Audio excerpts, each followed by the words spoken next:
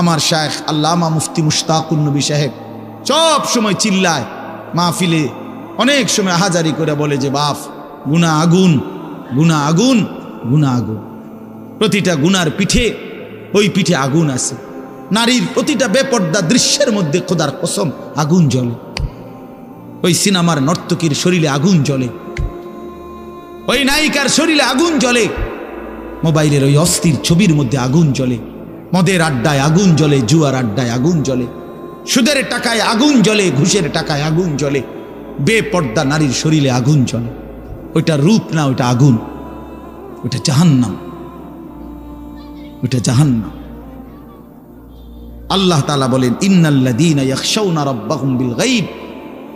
আল্লাহ তাআলা বলেন আমার যেই বান্দারা আমার আখিরাত, আমার জাহান্নাম, আমার পরকাল, আমার কবর, এই কথাগুলোকে ভয় করে, আমি আল্লাহকে ভয় করে, না দেখে আল্লাহ বলেন আমি ওয়াদা দিলাম লাহুম মাগফিরাতুম ওয়া আজরুন কাবীর, আমি তাদের পেছনের সব গুনাহ মাফ করে দেব আর আমার সবচেয়ে বড় পুরস্কার জান্নাত দিয়ে দেব।